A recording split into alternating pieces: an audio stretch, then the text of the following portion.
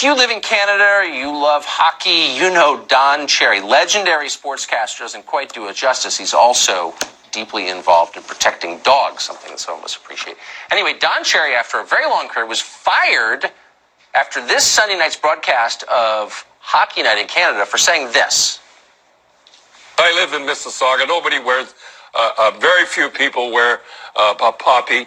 Downtown Toronto, forget it, downtown Toronto, nobody wears a poppy. Now you go to the small cities, and you know those, the rows on rows, you people love, they come here, whatever it is, you love our way of life, you love our milk and honey, at least you could pay a couple of bucks for poppies or something like that.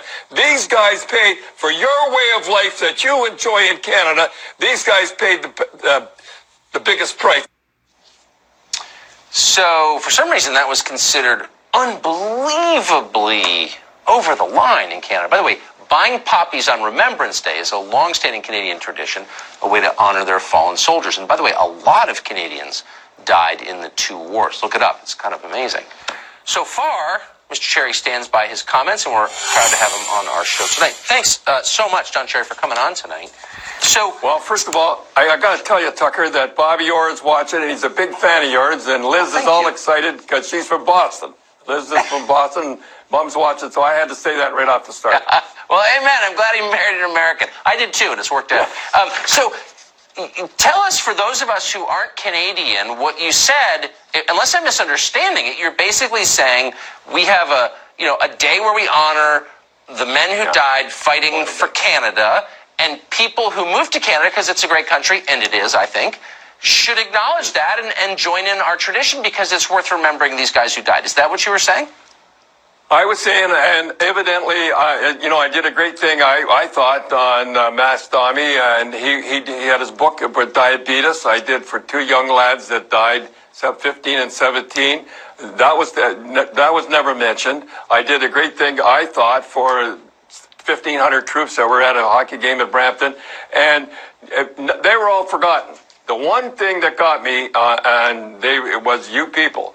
And I suppose if I had it to do over again, I would have said everybody, but you people are the people that they listen to. The silent majority, as you know, are always silent. The police are with me, the forces are with me, everybody's with me, and the firefighters, the whole deal. But it doesn't make any sense. And I was brought in, and I was told that I was fired after 38 years. And, I stand by what I said, and I still mean it. So, I think what you were saying, tell me if this is what you're saying, that people who move to Canada ought to at least nod at the traditions of Canada. Like, why is that controversial? Don't ask me. And the big thing is, I should have said, if I had come through, if I had been smart and protected myself, I should have said everybody should be wearing a poppy. Yeah, well, I went downtown Toronto.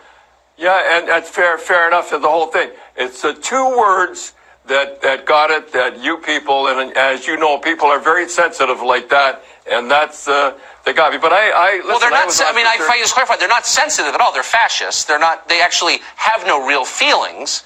They're faking their outrage. They're trying to crush you because they want to exert power because it makes them feel big when actually inside they're small. But just to clarify, did you mean to say something hateful?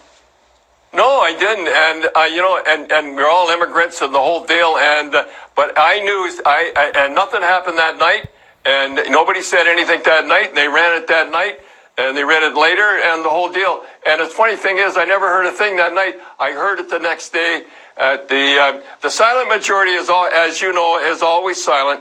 And the other people, whoever they wanted to be, they listened to them. And after 38 years, but I have no problem. 38 years, this Saturday will be the first time in 38 years that I've never been on Hockey Night in Canada. How much has Canada changed in those 38 years? I think they've changed a lot, but when you get to the smaller cities, they haven't changed at all. They have in Toronto, they have where I live in Mississauga, Ontario, they have changed. But when you get to the smaller cities, and the United States are the same way, when you get to the smaller cities, they haven't changed at all. No. You go up to northern Quebec, and the people, it was that way 50 years ago. It was, and you go to the small cities around Ontario, and they haven't changed at all. They still wear their poppies. All I was saying is, in Toronto, wear your poppy. These soldiers died for our way of life, Exactly. and we should They went over. They're young men. I had a granduncle and that an uncle died, son of Sergeant Thomas Willie McKenzie. They died so we could have our way of life, our milk Amen. and honey and all that their stuff, and then at least wear a poppy in their honor. That's all I was saying. I don't think that's a lot to ask. And I would say, by the way, for our audience, if they're interested in learning more about you or the foundation that you started to help dogs, which is another great cause, Google Don Cherry. He's a famous man. Great to have you tonight. Thank you very much for coming on our show. Yeah, and Bobby and I and Liz and everybody, and it's an honor to be on, and thanks very much, Tucker. Thank you very much.